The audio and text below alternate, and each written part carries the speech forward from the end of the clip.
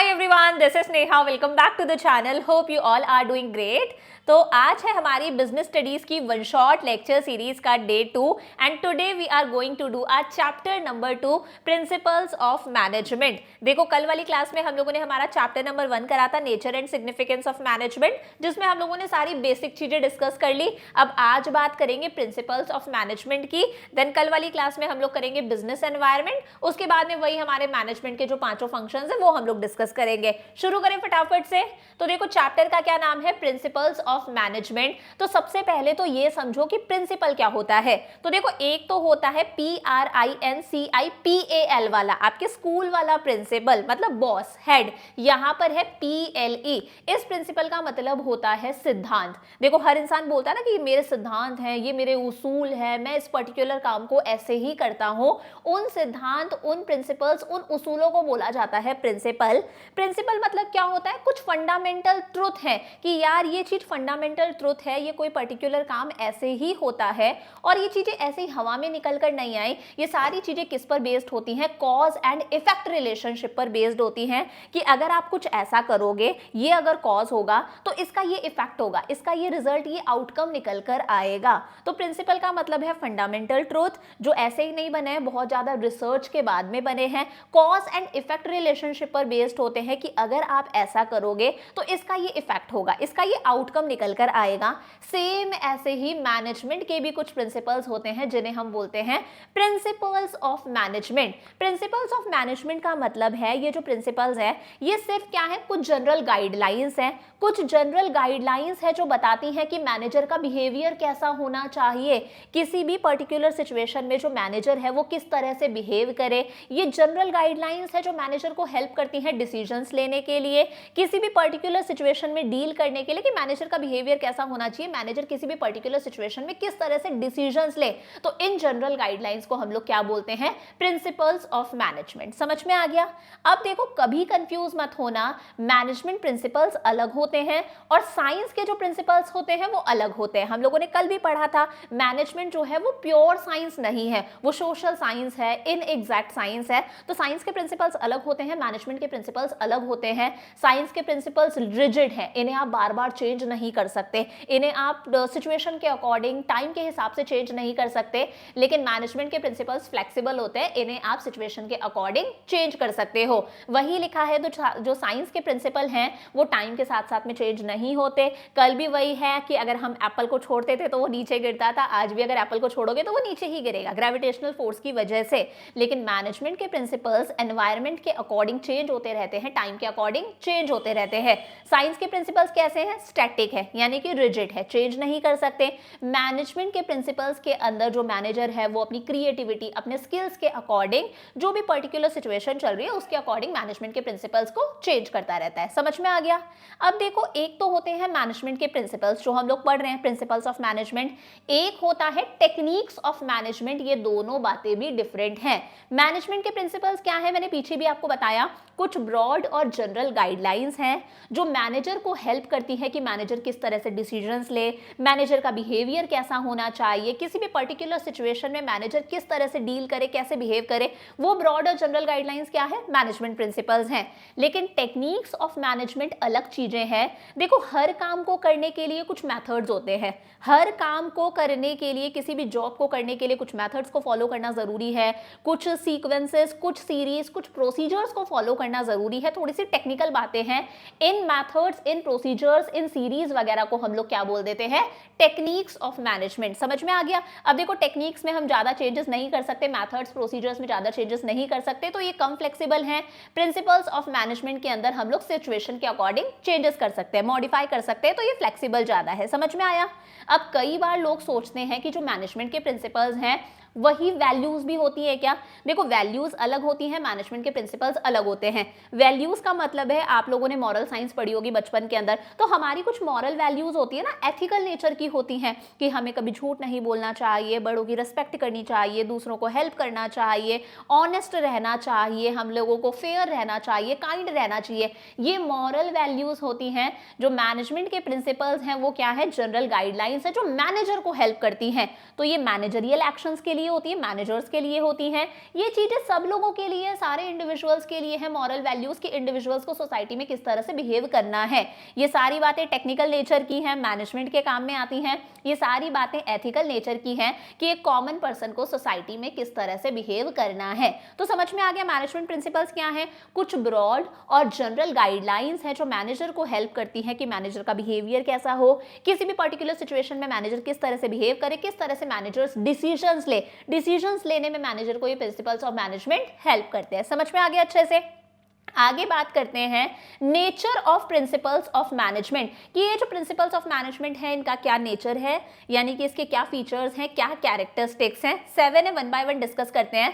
Number 1 है universal applicability. ये जो मैनेजमेंट के प्रिंसिपल्स है ना, आप आगे चल के पढ़ोगे 14 प्रिंसिपल्स हैं, उसके बाद में 4 प्रिंसिपल्स और हैं। तो ये जो मैनेजमेंट के प्रिंसिपल्स हैं ये यूनिवर्सली एप्लीकेबल है, हर जगह अप्लाई होते हैं। एक छोटी सी चाय की दुकान पर भी अप्लाई होंगे तो एक बड़ी सी मल्टीनेशनल कंपनी पर भी अप्लाई होंगे।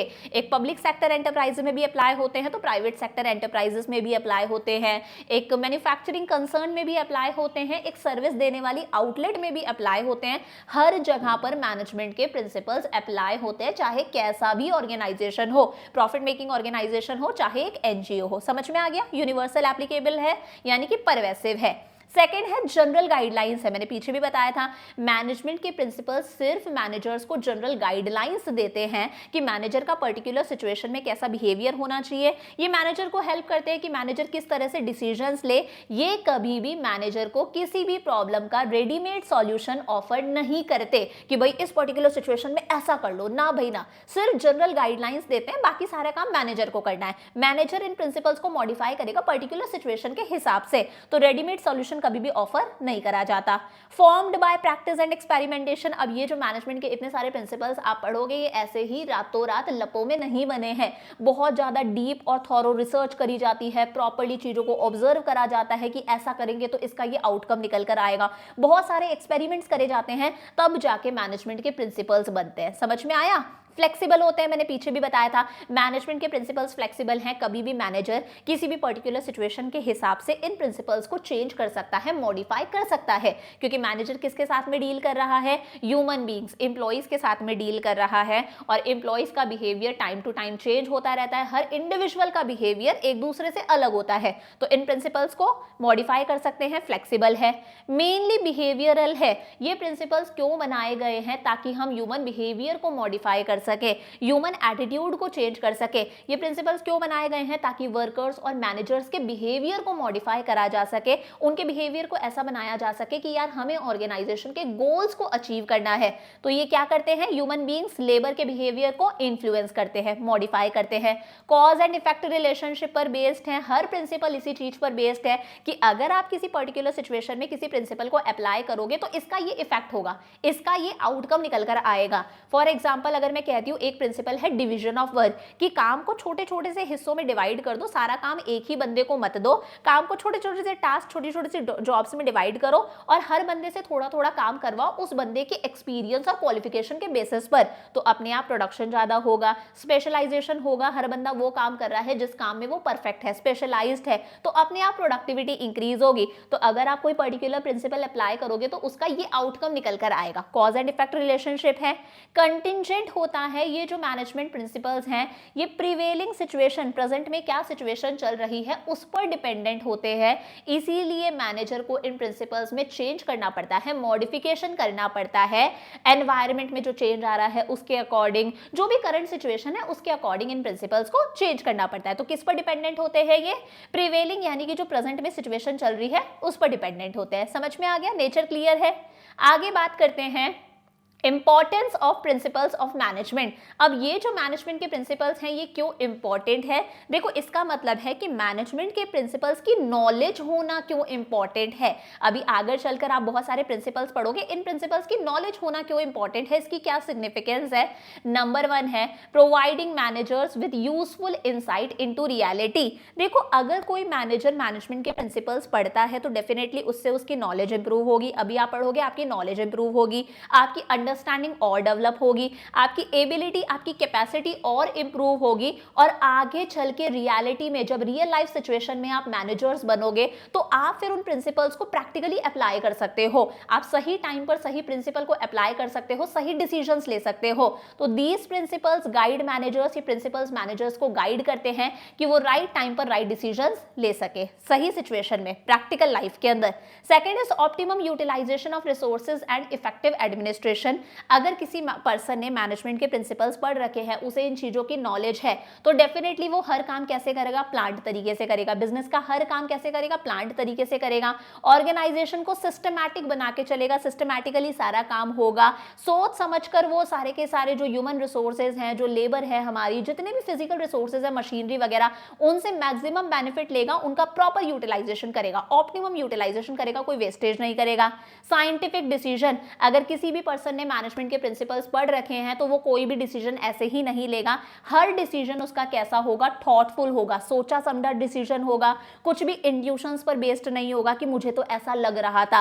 सारी चीजें लॉजिक्स पर बेस्ड होंगी, कुछ भी ब्लाइंड फेथ पर बेस्ड नहीं होगा। तो लॉजिकल थिंकिंग होगी, साइंटिफिक डिसीजंस होंगे। मीटिंग चेंजिंग एनवायरमेंट रिक्वायरमेंट्स, हमें पता है जो बिजनेस का एनवायरमेंट क्या होता है, वो कैसा होता है, डायनेमिक होता है, इट कीप्स ऑन चेंजिंग। और उसी के अकॉर्डिंग मैनेजर्स के लिए भी जरूरी है कि वो बिजनेस के अंदर चेंज लेकर आए according to change in business environment. लेकिन हमें पता है जब मैनेजर बिजनेस में चेंजेस लेकर आता है तो बहुत सारे एम्प्लॉइज ऐसे होते हैं जो अगेंस्ट हो जाते हैं, वो उन चेंजेस को एक्सेप्ट नहीं करते। लेकिन ये मैनेजमेंट प्रिंसिपल्स मैनेजर को नॉलेज देते हैं, उसे गाइड करते हैं कि किस तरह से बदलते हुए एनवायरनमेंट के अकॉर्डिंग बिजनेस में चेंजेस लेकर आने हैं, किस तरह से उन चेंजेस को बिजनेस में इंप्लीमेंट करना है। तो ये मैनेजर को हेल्प करते हैं बिजनेस के अंदर चेंजेस इंप्लीमेंट करने में।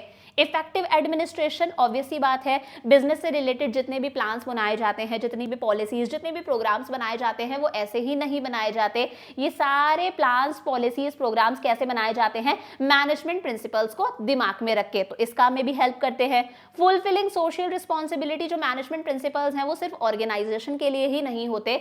मैनेजमेंट प्रिंसिपल्स बिजनेस को ये भी बोलते हैं कि आपको बिजनेस की सोशल रिस्पॉन्सिबिलिटी को फुलफिल करना है। बिजनेस एक सोसाइटी में एग्जिस्ट करता है तो ऑब्वियस सी बात है सोसाइटी के टूवर्ड्स भी बिजनेस की एक रिस्पॉन्सिबिलिटी बनती है। तो वही मैनेजमेंट प्रिंसिपल्स बिजनेस से ये कहते हैं, मैनेजर से ये कहते हैं कि अपनी सोशल रिस्पॉन्सिबिलिटी को भी पूरा करो। जैसे आपके जो एम्प्लॉइज हैं उन्हें फेयर रेम्यूनरेशन दो, उन्हें एक अच्छा कॉम्पनसेशन, अच्छी सैलरी दो कि वो एक रीजनेबल स्टाइल ऑफ लिविंग तो जी सके, अपना अच्छा जीवन जी सके। क्या होगा, सोसाइटी का भला होगा। सोसाइटी को अच्छी क्वालिटी के प्रोडक्ट दो, एम्प्लॉयमेंट अपॉर्चुनिटीज जनरेट करो सोसाइटी के वीकर सेक्शन के लिए, तो सोशल रिस्पॉन्सिबिलिटी पूरी होगी। और लास्ट है management training, education and research.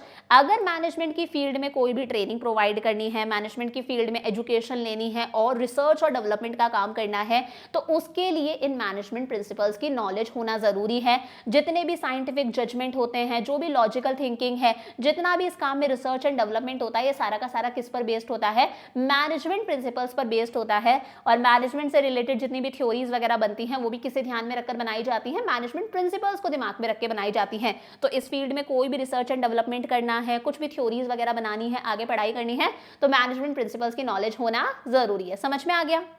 अब देखो इतनी बातें कर ली हम लोगों ने प्रिंसिपल्स ऑफ मैनेजमेंट की। अब फाइनली हम लोग कुछ प्रिंसिपल्स डिस्कस करेंगे। सबसे पहले बात करते हैं हेनरी फियोल की। हेनरी फियोल ने मैनेजमेंट के 14 प्रिंसिपल्स दिए हैं। याद रखना, हेनरी फियोल ने मैनेजमेंट के कितने प्रिंसिपल्स दिए हैं, 14 प्रिंसिपल्स दिए हैं। इन्हें हम फादर ऑफ जनरल मैनेजमेंट भी बोलते हैं। इंपॉर्टेंट बात है, याद रखना एमसीक्यूज के हिसाब से, इन्हें हम फादर ऑफ जनरल मैनेजमेंट भी बोलते हैं। Father of management studies and thoughts भी बोला जाता है। इन्होंने मैनेजमेंट के प्रिंसिपल्स दिए हैं, 14 प्रिंसिपल्स दिए हैं हेनरी फियोल। देखो सबसे पहले बात करते हैं ये 14 प्रिंसिपल्स कौन कौन से हैं। जैसे डिवीजन ऑफ वर्क, काम को छोटे छोटे से पार्ट्स में डिवाइड कर दो। Authority and responsibility, discipline, unity of command, अभी हम सारे डिस्कस करेंगे। सबसे पहली बात, इन्हें याद कैसे रखोगे, तो एक कोड याद रख लो, CID यूजर यूज सोडा। क्या CID यूजर यूज सोडा। तो यहाँ पर हमारे पास में 14 लेटर्स हैं, CID user use soda 14 letters हैं। इन 14 लेटर्स की हेल्प से आपको ये सारे 14 प्रिंसिपल्स याद हो जाएंगे। जैसे C आ रहा है तो C का मतलब हमारे पास में हो गया सेंट्रलाइजेशन एंड डिसेंट्रलाइजेशन। I हमारे पास में आ रहा है तो I का मतलब हो गया इनिशिएटिव। D हमारे पास में आ रहा है, D का मतलब हो गया डिवीजन ऑफ वर्क। U हमारे पास में आ रहा है तो U का मतलब हो गया यूनिटी ऑफ कमांड। तो इस तरह से इन 14 लेटर्स से आपको ये सारे के सारे 14 प्रिंसिपल्स याद हो जाएंगे। वन बाय वन डिस्कस करें। नंबर 1 प्रिंसिपल कहता है division of work. Division of work का मतलब है, हेनरी फियोल कहते हैं कि ऑर्गेनाइजेशन के अंदर बहुत सारा काम होता है, सारा का सारा काम कोई एक पर्टिकुलर बंदा नहीं कर सकता, ऑब्वियसली बात है नहीं कर सकता। तो उस बड़े से काम को छोटे छोटे से टास्क में डिवाइड कर दो। बहुत बड़ा काम है स्कूल के अंदर बच्चों को पढ़ाना, उस काम को छोटे छोटे से ग्रुप्स में डिवाइड कर दिया, छोटे छोटे से जॉब्स में डिवाइड कर दिया कि इको वाला टीचर इको पढ़ाएगा, बीएसटी वाला टीचर बीएसटी पढ़ाएगा, इंग्लिश का टीचर इंग्लिश पढ़ाएगा, अकाउंट्स का टीचर अकाउंट्स पढ़ाएगा। This is division of work कि बड़े काम को छोटे छोटे से टास्क में डिवाइड कर दो और हर पर्सन को एक एक टास्क दे दो। और आप हर पर्सन को टास्क कैसे दोगे, उस बंदे की क्या क्वालिफिकेशन है, उसने क्या पढ़ाई करी है, उसे किस चीज का एक्सपीरियंस है, उसकी क्या कैपेबिलिटी है, उसका क्या इंटरेस्ट है, इन चीजों को दिमाग में रख के आप उस बंदे को काम दे दो। तो इस तरह से जब हर बंदा अपने अपने हिसाब से अपना अपना काम करेगा तो इसकी वजह से हमें क्या देखने को मिलेगा, स्पेशलाइजेशन देखने को मिलेगा कि मैं इको बीएसटी की टीचर हूं, मैं आपको 10-15 साल से इको बीएसटी ही पढ़ा रही हूं, तो मैं उस काम में स्पेशलाइज्ड हो जाऊंगी, उस काम को ऐसा करूंगी कि कोई दूसरा उस काम को इस तरह से नहीं कर सकता। Division of work. एक होता है अथॉरिटी एंड रिस्पॉन्सिबिलिटी। देखो अथॉरिटी का मतलब होता है पावर टू टेक डिसीजन। क्या होता है, पावर टू टेक डिसीजन। अगर आप अपने लेवल पर सारे डिसीजंस ले सकते हो, आपको अपने सुपीरियर से कंसल्ट करने की जरूरत नहीं है, दैट इज अथॉरिटी। और रिस्पॉन्सिबिलिटी का मतलब क्या है, मैंने आपको कोई काम सौंपा है, आपको वो काम करके मुझे देना है, ऑब्लिगेशन है ना कि आपको वो काम करना ही पड़ेगा, आपके सर के ऊपर डंडा है, इसे हम रिस्पॉन्सिबिलिटी बोलते हैं, यानी कि जिम्मेदारी। तो हेनरी फियोल कहते हैं ऑर्गेनाइजेशन में अथॉरिटी और रिस्पॉन्सिबिलिटी, पावर और ये जो जिम्मेदारी होती है, इन दोनों में बैलेंस होना चाहिए। अगर आपने किसी पर्सन को अथॉरिटी ज्यादा दे दी, पावर ज्यादा दे दी, लेकिन उस बंदे के पास में रिस्पॉन्सिबिलिटी बहुत कम है, तो वो अपनी पावर का मिसयूज करेगा। वहीं अगर आपने किसी बंदे को पावर तो बहुत कम दी है, वो अपने लेवल पर कोई डिसीजंस नहीं ले सकता, लेकिन आपने रिस्पॉन्सिबिलिटी बहुत ज़्यादा दे दी, उसे काम बहुत ज़्यादा दे दिया, तो वो टाइम पर काम को कंप्लीट नहीं कर पाएगा क्योंकि उसके पास में अथॉरिटी नहीं है, वो अपने लेवल पर डिसीजंस नहीं ले सकता। वो हर चीज़ करने से पहले आपसे कंसल्ट करेगा, आपसे पूछेगा। तो दोनों चीज़ों के बीच में क्या होना चाहिए, बैलेंस होना चाहिए। जितनी आप बंदे को रिस्पॉन्सिबिलिटी दे रहे हो, आप उसे उस लेवल की अथॉरिटी यानी कि पावर भी दो। समझ में आया। थर्ड आता है डिसिप्लिन। ऑर्गेनाइजेशन में डिसिप्लिन होना चाहिए। हेनरी फियोल कहते हैं ऑर्गेनाइजेशन में प्रॉपर रूल्स और रेगुलेशंस होने चाहिए, एक प्रॉपर कोड ऑफ कंडक्ट होना चाहिए कि किस पर्सन को किस तरह से बिहेव करना है। जो भी सुपीरियर्स और सबऑर्डिनेट्स हैं, सुपीरियर कौन होता है, जो ऊपर होता है, जो बॉस है वो सुपीरियर है, और इसके अंडर जो काम करते हैं उन लोगों को हम क्या बोल देते हैं, सबऑर्डिनेट्स बोल देते हैं। सुपीरियर्स और सबऑर्डिनेट्स के बीच में क्लियर और फेयर एग्रीमेंट होना चाहिए, सब लोग अपनी कमिटमेंट्स को टाइम पर पूरा करें। अगर इन लोगों ने बोला है हम इस काम को 4 दिन में कर देंगे, तो ये 4 दिन में वो काम करके दिखाएं। अगर किसी पर पेनल्टी लगती है, अगर किसी पर कोई पेनल्टी लगती है, जिस तरह से हम बोलते हैं ना फाइन वगैरह लगता है, तो वो सब लोगों पर बराबर लगना चाहिए। ऐसा नहीं कि आपने एक पर पेनल्टी लगाई बाकियों पर पेनल्टी नहीं लगाई, कोई डिस्क्रिमिनेशन, कोई भेदभाव नहीं होना चाहिए। और हर लेवल पर अच्छे बॉसेस यानी कि अच्छे सुपीरियर्स होने चाहिए जो अपने सबऑर्डिनेट्स को बेटर वे में गाइड कर सके, आपस में अच्छे रिलेशंस हो। समझ में आया।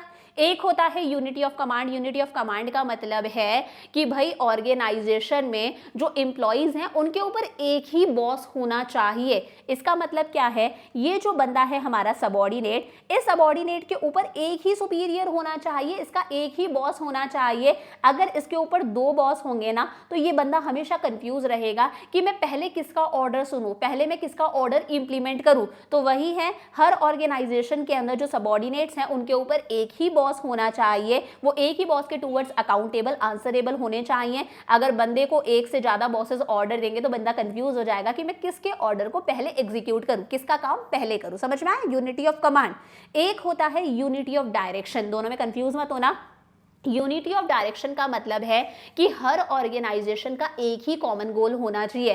1 यूनिट मींस 1 प्लान। ये छोटी छोटी सी बातें जो आपको दिमाग में रखनी है। 1 यूनिट मींस 1 प्लान, कि ऑर्गेनाइजेशन का एक ही कॉमन गोल होना चाहिए और हर जितने भी बंदे हैं वो उस कॉमन डायरेक्शन में जाएं, एक ही डायरेक्शन में जाएं। और डायरेक्शन क्या है कि हमें हमारे ऑर्गेनाइजेशन के गोल को अचीव करना है। जितने भी मेंबर्स हैं, जितने भी एम्प्लॉइज हैं, वो सारे के सारे एक कॉमन गोल को अचीव करने पर फोकस करें। कॉमन गोल कुछ भी हो सकता है, सेल्स मैक्सिमाइज करना, प्रॉफिट मैक्सिमाइज करना, मार्केट में अपने शेयर को इंक्रीज करना। सब लोगों के बीच में एक प्रॉपर कोऑर्डिनेशन, तालमेल होना चाहिए। ऐसा नहीं कि कोई उधर जा रहा है, कोई इधर जा रहा है, कोई उधर जा रहा है, हर कोई अपना अपना गोल अचीव करने में लगे, ऐसा नहीं। एक होता है subordination of individual interest to general interest. Henri Fayol कहते हैं कि कभी भी हमें ऑर्गेनाइजेशन में इंडिविजुअल इंटरेस्ट, एक अकेले पर्सन के इंटरेस्ट से ज्यादा प्रायोरिटी हमें किसे देनी है, जनरल इंटरेस्ट को, कि ऑर्गेनाइजेशन का कॉमन गोल क्या है। एक इंडिविजुअल बंदा चाहता है कि मुझे तो मेरी सैलरी इंक्रीज करनी है, इससे ज्यादा हम किस पर फोकस करेंगे कि ऑर्गेनाइजेशन का जनरल इंटरेस्ट क्या है, ओवरऑल कॉमन गोल क्या है, sales maximisation, profit maximisation, market में शेयर इंक्रीज करना। तो मैनेजर्स जितने भी डिसीजंस ले रहे हैं वो सारे डिसीजंस इस चीज को दिमाग में रखें कि हमारी मेन प्रायोरिटी ऑर्गेनाइजेशन का इंटरेस्ट है, इंडिविजुअल या किसी पर्सन का पर्सनल इंटरेस्ट नहीं है। समझ में आया? रेम्यूनरेशन टू पर्संस, रेम्यूनरेशन का मतलब होता है जो हम एम्प्लॉइज को कॉम्पनसेशन देते हैं, जो सैलरी वगैरह देते हैं, उसे रेम्यूनरेशन बोला जाता है। तो रेम्यूनरेशन जो दिया जा रहा है वो फेयर होना चाहिए, यानी कि लेजिबल होना चाहिए, यानी कि जायज होना चाहिए, एम्प्लॉइज के पॉइंट ऑफ व्यू से भी और ऑर्गेनाइजेशन के पॉइंट ऑफ व्यू से भी। यानी कि एम्प्लॉइज के पॉइंट ऑफ व्यू से जो कॉम्पनसेशन है, जो सैलरी है, वो फेयर होनी चाहिए कि एम्प्लॉय एक रीजनेबल स्टैंडर्ड ऑफ लिविंग तो जी सके, एक अच्छी लाइफ जी सके। और ऑर्गेनाइजेशन के पॉइंट ऑफ व्यू से भी फेयर होना चाहिए कि ऑर्गेनाइजेशन की पेइंग कैपेसिटी के अंदर होना चाहिए, औकात के अंदर होना चाहिए। ऐसा नहीं है कि ऑर्गेनाइजेशन पे ही नहीं कर पा रहा, आप इतना पे कर रहे हो, आप अपने एम्प्लॉइज को इतना पे कर रहे हो कि ऑर्गेनाइजेशन के पास में पैसा ही नहीं बच रहा, प्रॉफिट्स ही नहीं बच रहे। तो दोनों चीजों को दिमाग में रखना है, हमारे एम्प्लॉय एक अच्छा लाइफस्टाइल जी सके और ऑर्गेनाइजेशन यानी कि कंपनी की पेइंग कैपेसिटी औकात के अंदर अंदर होना चाहिए। 8 है सेंट्रलाइजेशन एंड डिसेंट्रलाइजेशन। दोनों बातें ध्यान से समझना। सेंट्रलाइजेशन का मतलब है जब जो अथॉरिटी है, डिसीजंस लेने की जब पावर सिर्फ टॉप लेवल मैनेजर्स के हाथ में ही होती है, इसे हम लोग क्या बोल देते हैं, centralisation. Lower level managers, middle level managers अपने लेवल पर कोई डिसीजन नहीं ले सकते, दैट इज सेंट्रलाइजेशन। वहीं डिसेंट्रलाइजेशन का मतलब उल्टा है, जब डिसीजन लेने की पावर सबके पास में हो, जब पावर डिस्ट्रीब्यूट हो जाती है, पावर सबके हाथ में है, टॉप लेवल मैनेजर्स भी डिसीजंस ले सकते हैं, middle level managers, lower level managers, workers सब अपने लेवल पर डिसीजंस ले सकते हैं, हर कोई अपनी अपनी चला रहा है, दैट इज डिसेंट्रलाइजेशन। तो हेनरी फियोल कहते हैं कि ऑर्गेनाइजेशन में कंप्लीटली सेंट्रलाइजेशन भी नहीं होना चाहिए, कंप्लीटली डिसेंट्रलाइजेशन भी नहीं होना चाहिए, दोनों चीजों का कॉम्बिनेशन यानी कि दोनों में बैलेंस होना चाहिए कि जो इंपॉर्टेंट डिसीजंस है वो टॉप लेवल मैनेजर्स ले, मेजर प्लान्स और पॉलिसीज बनाने का काम टॉप लेवल मैनेजर्स करें, यहां पर सेंट्रलाइजेशन हो गया। और जो रूटीन डिसीजंस हैं वो हमारे middle level managers, lower level managers भी ले सकते हैं, तो इस काम में डिसेंट्रलाइजेशन हो गया, दोनों में बैलेंस।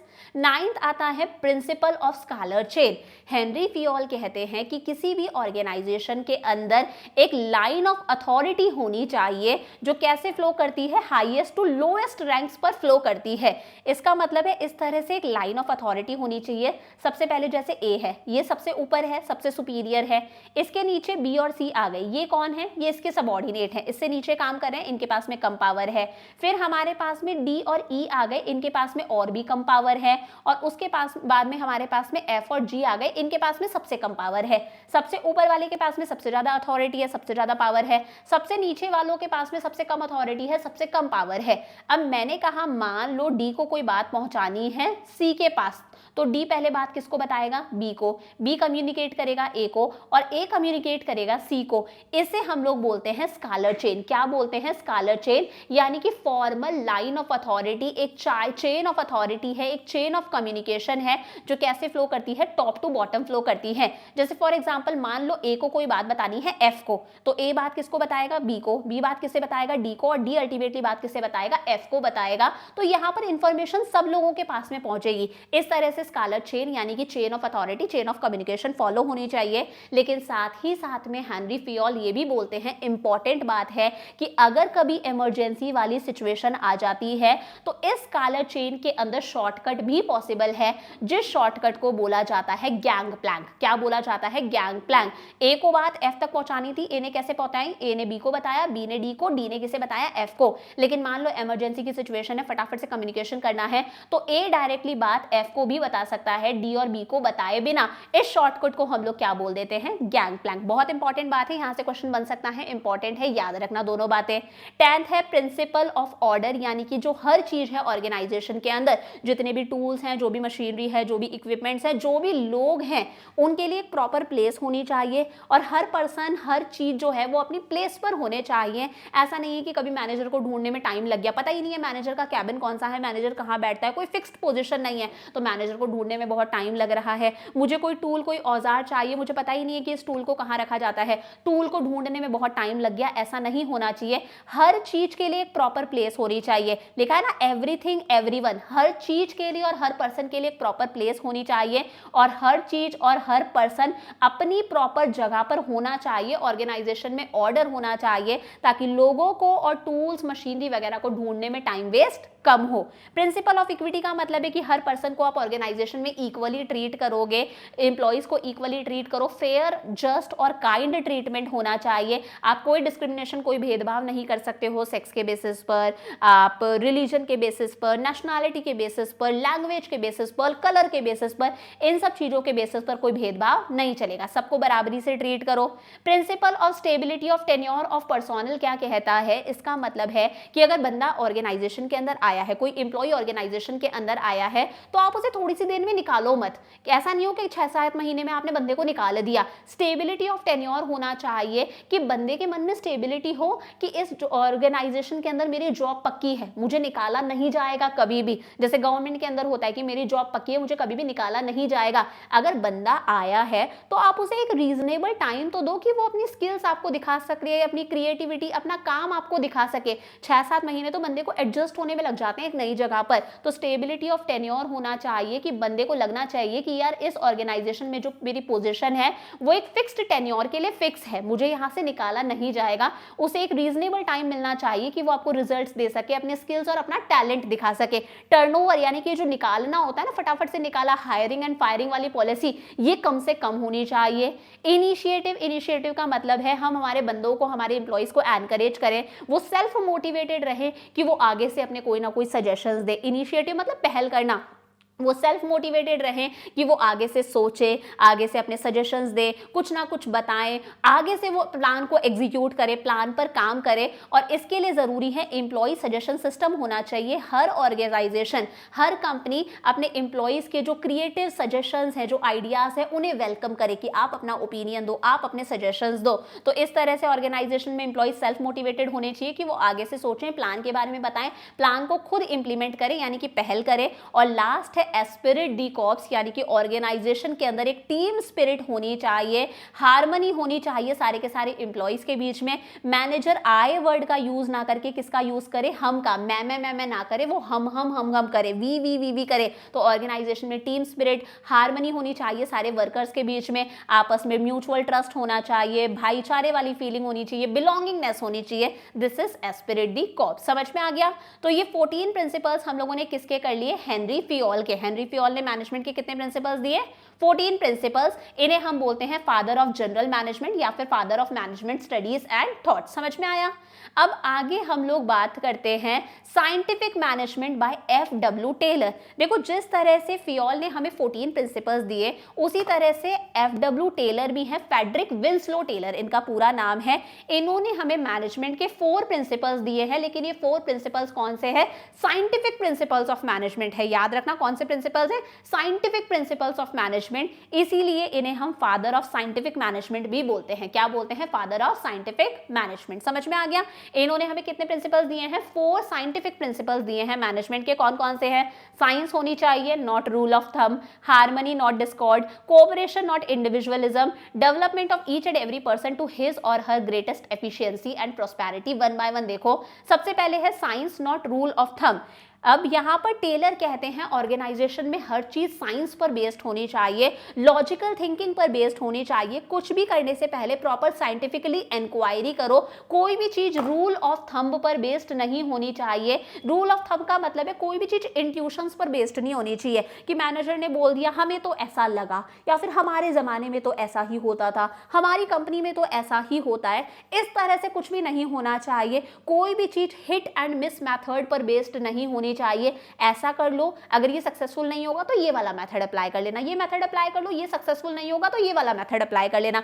इस तरह का कुछ भी नहीं होना चाहिए, कुछ भी इंट्यूशंस या फिर जैसे हमें तो ऐसा लगा इस पर बेस्ड ना हो, खुद के एक्सपीरियंस पर बेस्ड ना हो, हिट एंड मिस मेथड्स पर बेस्ड नहीं होना चाहिए। हर चीज कैसे करो, प्रॉपर्ली सोच कर करो, there must be thinking before doing. हर चीज साइंटिफिकली होनी चाहिए, साइंटिफिक इंक्वायरी के बाद में होनी चाहिए। रूल ऑफ थंब का मतलब होता है कि मैनेजर अपनी ही डिक्टेटरशिप चलाए, अपनी ही तानाशाही चलाए कि complete this task in 2 days, हमने तो ये काम 2 दिन में करा तो तुम भी इस काम को 2 दिन में करो। अब भाई तुम्हारे टाइम पर सिचुएशन अलग थी, अब सिचुएशन अलग है, अब ये काम एक्चुअली 8 दिन में हो सकता है तो बंदा 2 दिन में कैसे कर देगा। तो ऐसा नहीं होना चाहिए कि हमारे यहाँ तो ऐसा ही होता है, हमें तो ऐसा ही लगता है। पहले प्रॉपर्ली साइंटिफिक इंक्वायरी करो कि काम एक्चुअली कितने दिन में हो सकता है, कोई भी काम किस तरह से करना है, कौन सा मेथड अप्लाई करना है। समझ में आया।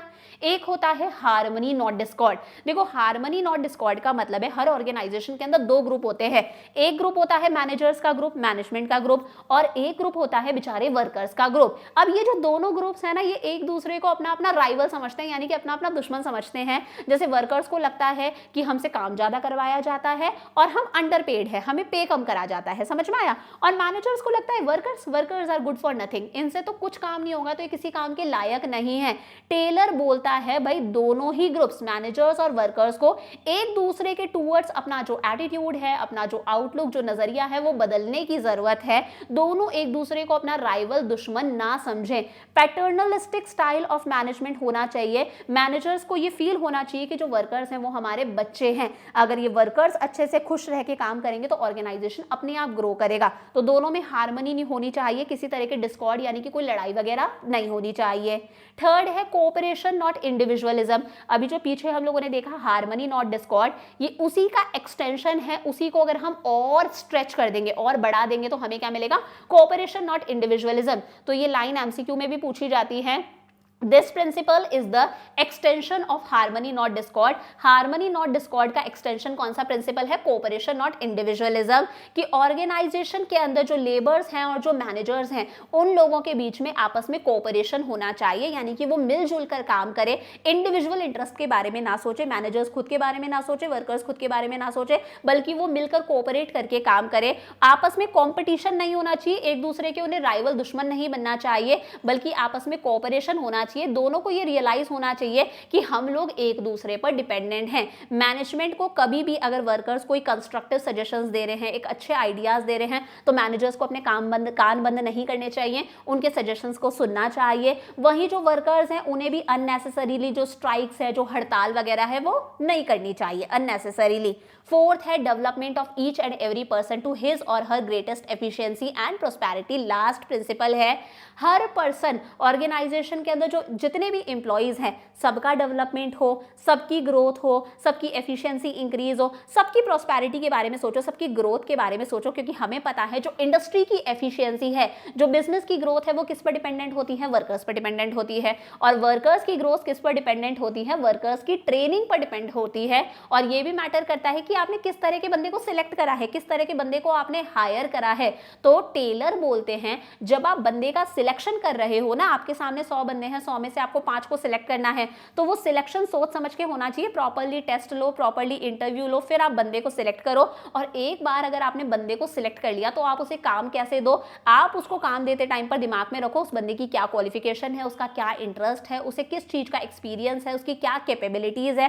टाइम टू टाइम बंदे को ट्रेनिंग भी प्रोवाइड करो ताकि उसकी नॉलेज इंप्रूव हो, उसकी एफिशिएंसी इंक्रीज हो, उसकी प्रॉस्पेरिटी पे फोकस करो। अगर आपके एम्प्लॉइज प्रॉस्पेरिटी करेंगे, आपके एम्प्लॉइज की एफिशिएंसी इंक्रीज होगी, तो बिजनेस यानी कि ऑर्गेनाइजेशन अपने आप ग्रो करेगा। समझ में आ गया। तो ये 4 साइंटिफिक प्रिंसिपल्स ऑफ मैनेजमेंट हमें किसने दिए, FW टेलर ने, फेडरिक विंस्लो टेलर। समझ में आया।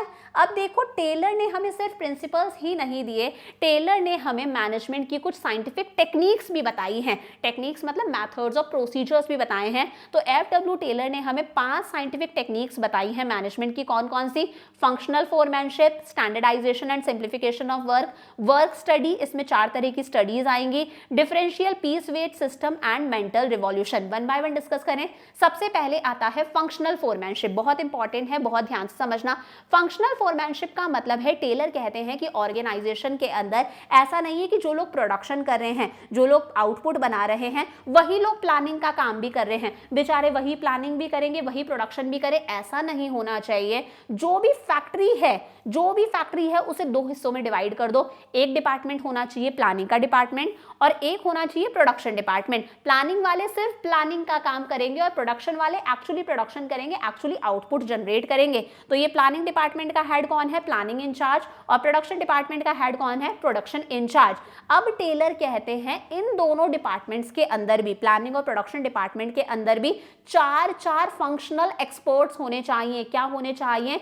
चार फंक्शनल एक्सपर्ट्स होने चाहिए। टोटल कितने फंक्शनल एक्सपर्ट्स हो गए? 8 फंक्शनल एक्सपर्ट्स हो गए। प्लानिंग डिपार्टमेंट में भी हमारे पास में 4 फंक्शनल एक्सपर्ट हैं। कौन कौन से? Root clerk, instruction card clerk, time and cost clerk और डिसिप्लिनेरियन। सेम इसी तरह से प्रोडक्शन डिपार्टमेंट में भी हमारे पास में 4 फंक्शनल एक्सपर्ट्स हैं, gang boss, speed boss, repair boss and inspector. और फिर ये जो 8 फंक्शनल एक्सपर्ट्स हैं, इनके अंडर कौन आएंगे? वर्कर्स आएंगे। ये वर्कर्स को गाइड करेंगे। तो पहला डिपार्टमेंट कौन सा है? प्लानिंग डिपार्टमेंट है, जिसका काम सिर्फ और सिर्फ प्लानिंग करना है। 4 फंक्शनल एक्सपर्ट्स आएंगे। रूट क्लर्क का काम है कि कोई भी जो मैकेनिकल जॉब करनी है, कोई भी जो टेक्निकल जॉब करनी है, उस जॉब को परफॉर्म करने के लिए कौन कौन से स्टेप्स फॉलो करे जाएंगे, कौन कौन से सीक्वेंस ऑफ स्टेप्स फॉलो करे जाएंगे, कौन सा मेथड फॉलो करा जाएगा, ये फिक्स करने का काम किसका है? रूट क्लर्क का। कि किसी भी टेक्निकल जॉब को करने के लिए कौन कौन से स्टेप्स फॉलो करने हैं, किसका काम है? रूट क्लर्क का। इंस्ट्रक्शन कार्ड क्लर्क का काम है जनरल इंस्ट्रक्शंस देना, कि किसी भी जॉब को परफॉर्म करने के लिए जो भी बेसिक इंस्ट्रक्शंस होते हैं, वो बेसिक इंस्ट्रक्शंस देने का काम किसका है? इंस्ट्रक्शन कार्ड क्लर्क का। टाइम एंड कॉस्ट क्लर्क का काम क्या है? कि किसी भी पर्टिकुलर जॉब को करने में कितना टाइम लगेगा, ये टाइम डिसाइड करना, कि जॉब कब स्टार्ट करनी है और जॉब जो काम है वो कब तक खत्म हो जाना चाहिए। तो ये टाइम डिसाइड करने का, और हर काम के लिए, हर जॉब के लिए कॉस्ट शीट प्रिपेयर करना, कि किसी भी जॉब को परफॉर्म करने के लिए, किसी भी टास्क को परफॉर्म करने के लिए कितनी कॉस्ट लग रही है, वो काम है टाइम एंड कॉस्ट क्लर्क का। और एक होता है डिसिप्लिनेरियन, ये मेक श्योर करके रखता है कि ऑर्गेनाइजेशन में ऑर्डर रहे, जो भी काम है वो सिस्टमैटिक तरीके से रूल्स और रेगुलेशंस के हिसाब से होना चाहिए। ये 4 हो गए हमारे फंक्शनल एक्सपर्ट्स। कौन से डिपार्टमेंट के? प्लानिंग डिपार्टमेंट के। प्रोडक्शन डिपार्टमेंट की बात करें तो यहाँ पर भी हमारे पास में 4 फंक्शनल एक्सपर्ट्स हैं। गैंग बॉस का काम क्या होता है? ये ऑर्गेनाइजेशन में जितनी भी मशीनरी है, जितने भी टूल्स, इक्विपमेंट्स, औजार वगैरह हैं, जितने भी रिसोर्सेज हैं, वो सारे के सारे अरेंज करने का काम किसका है? गैंग बॉस का है, ताकि कोई टाइम वेस्ट वगैरह ना हो, कोई डिले नहीं होना चाहिए। सारी मशीनरी, टूल, सारे इक्विपमेंट, सारे रिसोर्सेज अरेंज करने का काम किसका है? गैंग बॉस का। स्पीड बॉस का काम ये है कि ऑर्गेनाइजेशन में जो भी जॉब है वो टाइम पर कंप्लीट हो जानी चाहिए, जो भी यहाँ पर टाइम डिसाइड करा गया था उस टाइम पर टास्क कंप्लीट हो जाना चाहिए। रिपेयर बॉस का काम है, ये देखता है कि सारी की सारी मशीनरी और जितने भी टूल्स, औजार वगैरह है, वो सारे वर्किंग कंडीशन में तो है ना। अगर कोई चीज खराब हो गई है तो ये उसे सही करवाता है, आगे एक्शंस लेता है। और इंस्पेक्टर मेक श्योर करके रखता है कि जो आउटपुट बन रहा है वो अच्छी क्वालिटी का तो बन रहा है ना, क्वालिटी से कंप्रोमाइज नहीं करना। समझ में आ गया? तो ये होता है फंक्शनल फोरमैनशिप। 2 ग्रुप्स में डिवाइड करा फैक्ट्री को, प्लानिंग डिपार्टमेंट, प्रोडक्शन डिपार्टमेंट, और दोनों डिपार्टमेंट्स के अंदर हमारे पास में 4 फंक्शनल एक्सपर्ट्स हैं, टोटल 8 फंक्शनल एक्सपर्ट। समझ में आया? सेकंड हमारे पास में कौन सी टेक्निक आती है? Standardisation and simplification of work. देखो 2 बातें हैं, एक होता है स्टैंडर्डाइजेशन, एक होता है सिंप्लीफिकेशन ऑफ वर्क। स्टैंडर्डाइजेशन का मतलब है, मान लो मैं किसी एक पर्टिकुलर फोन की बात करूं, मैं आईफोन 15 की बात करूं, व्हाइट कलर का। अब आईफोन 15 मैंने व्हाइट कलर का मेरे यहाँ से लिया तो मुझे भी वैसा ही मिलेगा। आप मध्य प्रदेश से लोगे तो आपको भी वैसा ही मिलेगा, आप पंजाब से लोगे तो पंजाब में भी वैसा ही मिलेगा, अगर आप जापान जाके लोगे तो आपको जापान से भी वैसा ही मिलेगा। सही बात है, हर जगह वो सेम मिलेगा, क्योंकि उसे बनाने के लिए सेम तरह का रॉ मटेरियल यूज करा गया है, सेम तरह की लेबर लगी है, सेम तरह के मशीनरी यूज करी गई है, सेम तरह की वर्किंग कंडीशंस थी, सेम टाइम में बनाया गया है। This is standardisation. अगर मैं एक निविया की क्रीम की बात करूं, 99 रुपीज की कोई एक पर्टिकुलर क्रीम है निविया की, मेरे यहाँ पर भी मुझे वैसी ही मिलेगी, आपके यहाँ पर भी वैसी ही मिलेगी, किसी और के यहाँ पर भी वैसी ही मिलेगी। तो इसे हम स्टैंडर्डाइजेशन बोलते हैं कि किसी भी बिजनेस एक्टिविटी के लिए स्टैंडर्ड सेट कर देना, यानी कि वो जो पर्टिकुलर प्रोडक्ट है उसे बनाने के लिए सेम प्रोसेस काम में लिया गया है, same raw material same time में बना है, सेम तरह का प्रोडक्ट है, सेम मशीनरी यूज करी गई है, सेम वर्किंग कंडीशंस में बनाया गया है, तो सेम प्रोडक्ट बनके निकलेगा। जैसे मैंने फोन वाला एग्जांपल दिया, दिस इज स्टैंडर्डाइजेशन। तो यहाँ पर हमारा जो प्रोडक्ट होता है वो फिक्स टाइप का होता है, सेम साइज होता है, सेम उसके कैरेक्टरिस्टिक्स होते हैं। हम यहाँ पर आराम से जो प्रोडक्ट के रॉ मटेरियल है, मैन्युफैक्चर्ड पार्ट्स और प्रोडक्ट्स हैं, उन्हें इंटरचेंज कर सकते हैं। फॉर एग्जाम्पल, मान लो मेरे फोन के अंदर कुछ गड़बड़ हो गई, मान लो मेरा लैपटॉप है उसकी स्क्रीन के अंदर कुछ गड़बड़ हो गई, मैंने वो खरीदा था एमपी से और यहाँ पर जयपुर के अंदर उसकी स्क्रीन के साथ में कोई गड़बड़ हो गई, मुझे नई स्क्रीन लगवानी है, तो वो जयपुर में भी लग सकती है ना, मैं कहीं से भी उसके जो पार्ट्स है उसे इंटरचेंज करवा सकती हूँ, क्योंकि स्टैंडर्डाइज्ड प्रोडक्ट है, सेम तरह का प्रोडक्ट है, क्वालिटी स्टैंडर्ड मेंटेन रहता है, हर पर्सन को पता है कि आईफोन अच्छा ही निकलेगा, ये पर्टिकुलर चीज अच्छी ही निकलेगी, क्वालिटी स्टैंडर्ड मेंटेन करा जा रहा है। और कहीं ना कहीं हम स्टैंडर्ड फिक्स कर देते हैं कि हमारे जो मैन है, जो मशीनरी है, उन्हें किस तरह का परफॉर्म करना है, कैसा आउटपुट निकल कर आना चाहिए। हम लोगों ने उनकी परफॉर्मेंस के लिए भी स्टैंडर्ड फिक्स कर दिया कि ऐसा ही आउटपुट निकल कर आना चाहिए। This is standardisation. Identical product बने, एकदम सेम तरह का प्रोडक्ट बने। वहीं सिंप्लीफिकेशन ऑफ वर्क का मतलब कुछ और होता है। मान लो एक डोसा शॉप है और उसका कॉन्सेप्ट है 99 टाइप्स के डोसास बनाना, तो वो डोसा शॉप 99 टाइप्स के डोसास बनाती है, लेकिन एक्चुअली डिमांड सिर्फ कुछ 5 से 7 डोसा है उनकी ही होती है। 90% जो डिमांड है वो 5 से 7 तरह के डोसास की ही होती है, बाकी जो डोसास है उनकी मार्केट में उतनी डिमांड नहीं है, तो उन एक्स्ट्रा डोसास को खत्म करना और सिर्फ 5-6 डोसास ही बना के बेचना। जो एक्स्ट्रा डोसास जिनकी डिमांड नहीं है उन्हें मार्केट से खत्म कर देना, उन्हें बेचना नहीं। इससे सिंप्लीफिकेशन ऑफ वर्क बोलते हैं। जो अननेसेसरी डाइवर्सिटी है ना, कि आप अलग अलग तरह की चीजें बेच रहे हो, अलग अलग तरह के स्टेप्स फॉलो कर रहे हो, उस डाइवर्सिटी को खत्म करना। इसकी वजह से कहीं ना कहीं लेबर की कॉस्ट भी कम आएगी, मशीन्स और टूल्स का यूज भी कम होगा, आपके जितने भी इक्विपमेंट्स हैं उनका प्रॉपर यूटिलाइजेशन होगा, आपका ज्यादा रॉ मटेरियल, ज्यादा इन्वेंट्री मेंटेन करने की जरूरत नहीं है। तो कम से कम प्रोडक्ट बेचना, बहुत ज्यादा डाइवर्सिटी ना करना, that is standardisation and simplification of work. काम को सिंपल तरीके से करना। फिर आता है वर्क स्टडी। अब देखो, वर्क स्टडी के अंदर हमें 4 तरह की स्टडीज करनी पड़ती है। Fatigue study, method study, time study and एक होती है मोशन स्टडी। फैटिग का मतलब क्या होता है? थकान होता है। देखो, हर पर्सन अगर कंटिन्यूअसली काम करता जाएगा तो ऑब्वियस ही बात है पर्सन फिजिकली भी थकेगा और वो मेंटली भी थक जाएगा। तो रेस्ट इंटरवल्स का होना जरूरी है, बीच में रेस्ट इंटरवल्स यानी कि रिसेस और गैप का होना जरूरी है, ताकि पर्सन दोबारा से अपना स्टैमिना रीगेन कर सके, वो दोबारा से जैसा सुबह आया था उसी सेम कैपेसिटी से काम कर सके। जैसे सुबह बहुत ही हम ज्यादा एनर्जेटिक होते हैं, लेकिन दिन होते होते थकान हो जाती है, तो फिजिकली और मेंटली हम लोग डाउन हो जाते हैं। बीच में कॉफी ब्रेक की रिक्वायरमेंट होती है, लंच ब्रेक की रिक्वायरमेंट होती है। तो फैटिग स्टडी यही कहता है, टेलर कहते हैं वही फैटिग स्टडी में मैनेजर को सोचना है फ्रीक्वेंसी ऑफ रेस्ट इंटरवल्स, कितने कितने टाइम में बंदे को रेस्ट इंटरवल्स देने हैं, ब्रेक देना है, ड्यूरेशन ऑफ रेस्ट इंटरवल्स, कितने कितने टाइम का रेस्ट इंटरवल देना है। जैसे खाने का ब्रेक 45 मिनट्स का हो गया, बीच में 2 कॉफी ब्रेक्स हो गए 15-15 मिनट के, तो बंदा अपना स्टैमिना रीगेन कर लेता है, दोबारा से सेम कैपेसिटी से काम करने लगता है। और एक दिन में नंबर ऑफ रेस्ट इंटरवल्स, कितने रेस्ट इंटरवल्स देने हैं, दिस इज फैटिग स्टडी, क्योंकि हर बंदा बाउंड है कि वो थकेगा ही। रेस्ट इंटरवल्स के बारे में सोचना। एक होती है मेथड स्टडी। देखो, किसी भी चीज को करने के लिए बहुत सारे मेथड्स होते हैं, कोई भी चीज बनाने के लिए बहुत सारे मेथड्स फॉलो करने होते हैं। बेस्ट मेथड को सिलेक्ट करना कि किसी भी काम को बेस्ट कौन से तरीके से हम कर सकते हैं, दैट इज मेथड स्टडी। और बेस्ट मेथड वो होता है जिसकी हेल्प से कॉस्ट ऑफ प्रोडक्शन कम से कम आए, रिसोर्सेज का वेस्टेज कम से कम हो, जितने भी रिसोर्सेज है, लेबर हो गई, हमारी मशीनरी हो गई, सबका ऑप्टिमम प्रॉपर यूटिलाइजेशन हो, दैट इज बेस्ट मेथड। और बेस्ट मेथड ऐसे ही सिलेक्ट नहीं होता, रॉ मटेरियल खरीदने से लेकर आपने प्रोडक्ट बनाया है, प्रोडक्ट को बेचा है, कस्टमर को डिलीवर करा है, तब तक जितना भी बेस्ट मेथड्स है उन बेस्ट मेथड्स को सिलेक्ट करना, दिस इज मेथड स्टडी।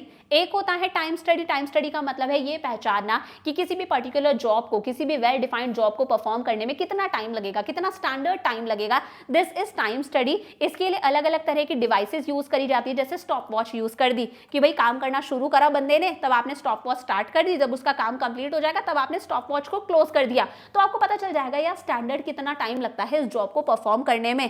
थोड़ा बहुत ऊपर नीचे हो सकता है, तो इसे हम टाइम स्टडी बोलते हैं। इसे हमें पता चल जाता है किसी भी जॉब को परफॉर्म करने में कितना स्टैंडर्ड टाइम लगेगा। हम हमारे वर्कर्स के लिए टारगेट सेट कर सकते हैं कि आपको एक दिन में कितना प्रोडक्शन करना है, कितनी यूनिट्स बनानी है। हमें ये भी पता चल जाएगा हमें कितने वर्कर्स वर्कर्स की रिक्वायरमेंट है, टाइम ज़्यादा लग रहा है प्रोडक्ट को बनाने में तो हमें ज़्यादा वर्कर्स की रिक्वायरमेंट होगी, जल्दी जल्दी प्रोडक्ट बन जाता है, टाइम कम लग रहा है, कम वर्कर्स की रिक्वायरमेंट होगी। और कहीं ना कहीं हम हमारे वर्कर्स को भी दो कैटेगरीज में डिवाइड कर सकते हैं, efficient workers, inefficient workers. Efficient workers कौन से हैं? जो टाइम पर अपना काम कर लेते हैं, टाइम स्टडी के अकॉर्डिंग 3 घंटे का टारगेट था, जिसने 3 घंटे के अंदर अंदर प्रोडक्ट बना दिया वो एफिशिएंट वर्कर्स हैं। 3 घंटे से भी जल्दी बना दिया वो एफिशिएंट वर्कर्स हैं। जिन्हें टाइम ज़्यादा लगेगा, 3 घंटे का सोचा था हम लोगों ने 4-4 घंटे में बना रहे हैं, वो इनएफिशिएंट वर्कर्स है। तो हम हमारे वर्कर्स को दो कैटेगरीज में डिवाइड कर सकते हैं, एफिशिएंट और इनएफिशिएंट। एक होती है मोशन स्टडी। मोशन स्टडी का मतलब है, देखो जब भी वर्कर काम करता है तो वो अलग अलग तरह के मोशन करता है, अलग अलग तरह की मूवमेंट्स करता है। कभी वो मान लो किसी टूल्स, किसी मशीनरी को लिफ्ट कर रहा है, उठा के ला रहा है, कभी वो किसी ऑब्जेक्ट को पुट कर रहा है, रख रहा है, कभी वो बैठ रहा है, कभी वो खड़ा हो रहा है, कभी वो चाय पी रहा है, कभी वो वॉशरूम जाता है, कभी वो अपनी पोजीशन चेंज करता है। इतने सारे मोशन हो रहे हैं और हर मोशन में थोड़ा थोड़ा सा टाइम वेस्ट होता है।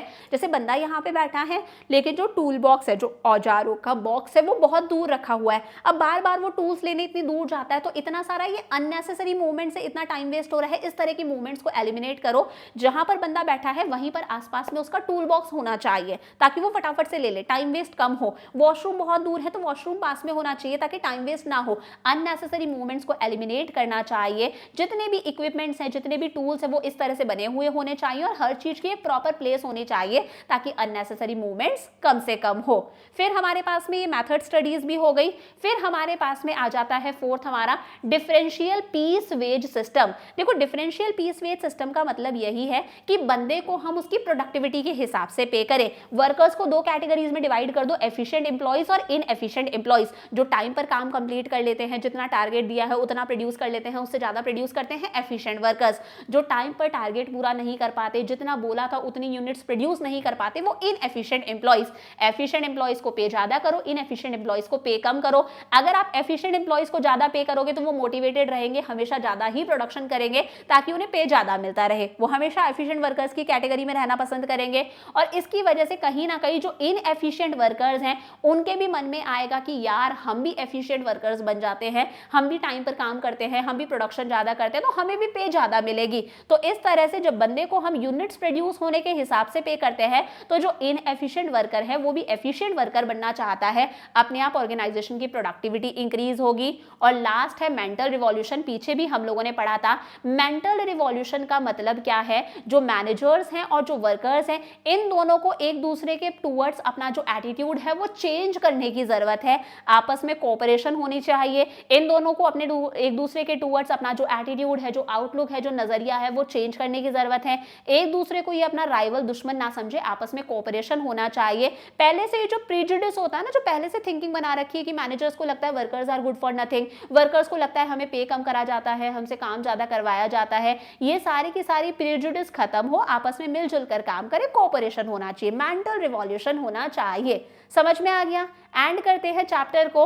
हेनरी फियोल ने 14 प्रिंसिपल्स दिए जनरल मैनेजमेंट के। एफ.डब्ल्यू. टेलर ने हमें 4 प्रिंसिपल्स दिए और टेक्निक्स दी, किसके? Scientific management principles. तो इन दोनों के बीच में कंपैरिजन कर लेते हैं। ये मैनेजमेंट एफिशिएंसी को ध्यान में रखे हुए थे, यानी कि मैनेजर्स के लिए बनाए गए थे। ये वर्कर्स की एफिशिएंसी को इंप्रूव करने के लिए बनाए गए हैं। ये जो प्रिंसिपल्स थे ये टॉप लेवल मैनेजर्स को नजर में रख के बनाए गए हैं। ये प्रिंसिपल्स हमारे शॉप फ्लोर लेवल यानी कि लोअर लेवल मैनेजर्स को नजर में रख के बनाए गए हैं, स्पेशली वर्कर्स को नजर में रख के बनाए गए हैं। ये मैनेजर्स के काम पर फोकस करते हैं। ये स्टैंडर्डाइजेशन ऑफ वर्क यानी कि काम पर फोकस करते हैं कि काम सही से होना चाहिए। यहां पर हम लोगों ने देखा था unity of command strictly follow हो रहा था। यहां पर unity of command strictly follow नहीं होता क्योंकि अभी टेक्निक में देखा था फंक्शनल फोरमैनशिप में 4 एक्सपर्ट्स बन गए थे, 8 एक्सपर्ट्स बन गए थे, 4 प्लानिंग डिपार्टमेंट में, 4 प्रोडक्शन डिपार्टमेंट के अंदर। तो यहां पर unity of command strictly follow नहीं होता। ये सारे प्रिंसिपल्स फियोल के हमारे यूनिवर्सली एप्लीकेबल हैं। ये किसी पर्टिकुलर सिचुएशन में ही अप्लाई होते हैं। ये ओवरऑल एडमिनिस्ट्रेशन एफिशिएंसी को इंप्रूव करने के लिए बनाए गए हैं। ये प्रोडक्टिविटी, वर्कर्स की प्रोडक्टिविटी को इन्हांस करने के लिए बनाए गए हैं। ये हेनरी फियोल ने अपने पर्सनल एक्सपीरियंस के बेसिस पर बनाए और ये टेलर ने चीज़ों को अच्छे से ऑब्जर्व करके बहुत सारे एक्सपेरिमेंट्स करके ये प्रिंसिपल्स बनाए हैं। साइंटिफिक प्रिंसिपल्स हैं। इन्होंने हमें जनरल मैनेजमेंट के 14 प्रिंसिपल्स दिए, इन्होंने हमें साइंटिफिक प्रिंसिपल्स दिए, 4 साइंटिफिक प्रिंसिपल्स दिए और टेक्निक्स दी हैं हमें मैनेजमेंट की। इन्हें हम बोलते हैं, ये रिसर्चर थे, प्रैक्टिशनर थे, ये हैं father of scientific management. Important बात है, who is regarded as father of scientific management? F W. Taylor is regarded as father of scientific management. तो ये कंपैरिजन पूछा नहीं जाएगा, बस मैंने ऐसे ही बता दिया। दोनों में सिमिलैरिटीज क्या है? दोनों चाहते हैं कि एफिशिएंसी इंक्रीज हो, रिसोर्सेज का प्रॉपर यूटिलाइजेशन हो, ज्यादा से ज्यादा काम हो, कॉस्ट कम से कम आए। दोनों ने ही कोऑपरेशन पर फोकस करा है कि मैनेजर्स और वर्कर्स के बीच में एक प्रॉपर कोऑपरेशन होना चाहिए, कोई हार्मनी होनी चाहिए, कोई डिस्कॉर्ड, लड़ाई वगैरह नहीं होनी चाहिए। दोनों ही कहते हैं कि इंडिविजुअल इंटरेस्ट से ज्यादा हमें किसे प्रायोरिटी देनी है? ऑर्गेनाइजेशन के इंटरेस्ट को, कि ऑर्गेनाइजेशन का ओवरऑल क्या गोल है, क्या ऑब्जेक्टिव है। दोनों ने डिवीजन ऑफ वर्क पर फोकस करा है कि डिवीजन ऑफ वर्क होना चाहिए, तभी प्रोडक्शन प्रोडक्टिविटी इंक्रीज होगी। Principles of both are used as basis of research. दोनों के ही प्रिंसिपल्स आगे चल के अगर मैनेजमेंट के अंदर कोई रिसर्च एंड डेवलपमेंट का काम करना है तो दोनों के ही प्रिंसिपल्स यूज में आते हैं। समझ में आ गया? विद दिस हम लोगों ने हमारा chapter number 2 principles of management भी कंप्लीट कर लिया। अब कल की क्लास में हम लोग करेंगे हमारा chapter number 3 that is business environment. तो अगर लेक्चर अच्छा लगा तो लाइक कर देना, कमेंट कर देना और इन लेक्चर्स को अपने फ्रेंड्स के साथ में भी शेयर करो। I will see you tomorrow. Lots of love. Bye bye.